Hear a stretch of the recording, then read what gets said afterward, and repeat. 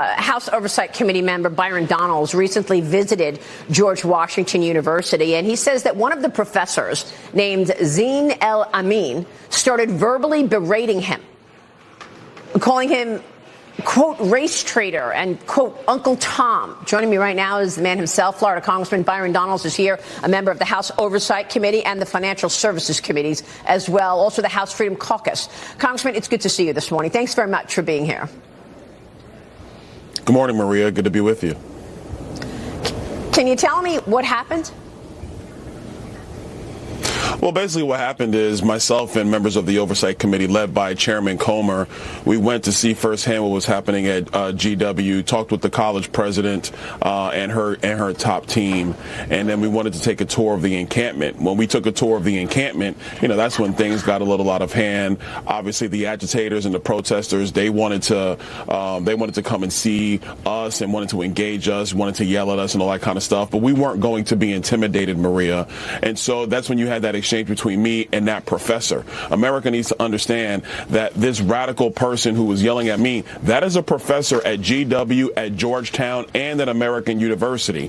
And so you have these people embedded in our universities, and we wonder why our college students are taking on some of these viewpoints that are incredibly radical, not just to America, but to our allies across the globe. At the end of the day, what is happening at GW and so many colleges is that Joe Biden and his administration, coupled with these radical Democrat mayors, these terrible DAs, and unfortunately some police departments, not most of them, but a handful, are not taking public safety seriously. They're not protecting the civil rights of these students. They have a job to do, but unfortunately the Democrats are more concerned about this presidential election and making sure they get all of their coalition out, as opposed to doing the right thing, which is protecting the civil rights of students on these campuses. That is just incredibly disappointing, Congressman. It's just an awful story and an awful reaction from this White House. How do you stop it? I mean, I know that some faculty members are part of these protests. I know for a fact that some of them were arrested because they were part of the antagonists. Well, look, a couple things. First, you stop it by local law enforcement doing its job and engaging these encampments and removing them. These people are trespassing. Number two, these mayors, Muriel Bowser here in D.C., Karen Bass in Los Angeles, and some of these mayors, they got to step up and actually lead, not play politics and not cower to a portion of their political base, because that's what these protesters are, these agitators are. They are a portion of the radical Democrat base. But number three, which is really number one overall, Joe Biden's got to step up and lead America. Well, now, Maria, we know he's not capable of this. The man is no leader. But for crying out loud, at some point, you got to lead somewhere. America knows that this would not be happening under Donald Trump, because Donald Trump would have led day one on this to make sure that these agitated protests, these protests that have gone way too far, students have been intimidated, he would not tolerate that. I think longer term, we have to seriously take a hard look at Article 6 of the 1964 Civil Rights Act. So do you want to hold back funding, federal funding for these universities? I do. If you're going to have a university that takes federal money, but they're not going to protect civil rights of students on their campuses, they don't deserve federal funds, in my opinion. Yeah. Well, you made a great point about the president. President Biden waited 10 days before addressing anti-Semitism. I mean, of course, today he's going to make this speech because he's going to the Holocaust Museum. But, for 10 days, we didn't hear a peep out of this president as anti-Semitism was raging across the country. Why not? No, you're absolutely.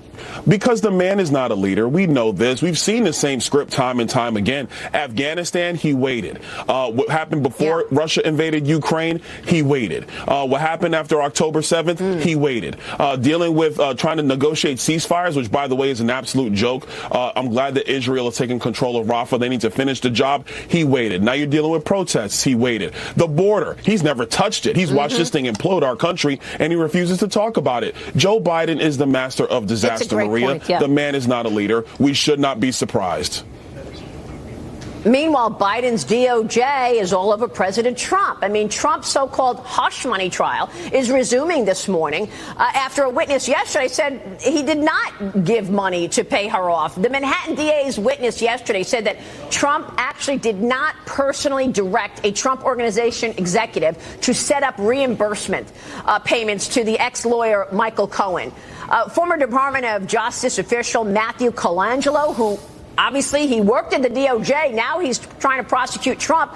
He left a senior DOJ position to join Bragg's prosecution team, once worked for the Democrat National Committee, and received thousands of dollars for political consulting back in 2018. Does none of this matter, Congressman, the fact that there's so many conflicts here from the people who are actually trying to take Trump down?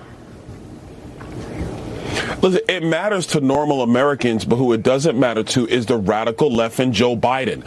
This has been a coordinated political attack using the legal system against Donald Trump. This is third world banana republic stuff. But the Democrat agenda has been so awful, they know they cannot beat Donald Trump in a fair fight, so they got to cheat, they got to dissemble. Now they have to bring up these crazy trumped-up charges in court to distract from the disaster of the Democrat agenda. That's what's happened here. Matthew Colangelo is a political hitman. Call it what it is, America. That's who he is. Meanwhile, we still have upset and fighting underway in the House among Republicans. Did you see what Hakeem Jeffries said on 60 Minutes the other night? Let's play it. Watch this.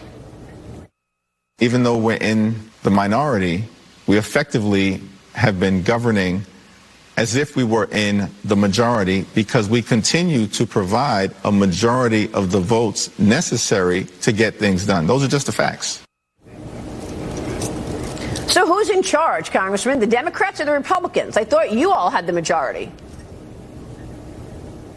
Maria, we have the majority, but I got to be honest with you. The packages that have been going to the House floor, that's been packages that the Senate likes, that the White House likes, that the Democrats like. They've been the ones voting for it. And so I would implore our leadership team that you have to stand a lot stronger in these negotiations, not just at the end of the game when you get to the deadlines, but when you start this process and when you begin to stack up what kind of packages you're going to deal with and what kind of bills you're going to negotiate.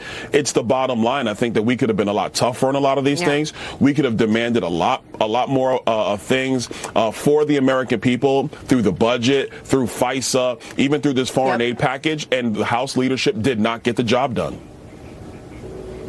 All right, we'll be watching that. Congressman, it's always a pleasure to see you. Thanks very much. Thank you, Maria. All right, Byron Donalds in D.C. this morning. Stay with us. We'll be right back.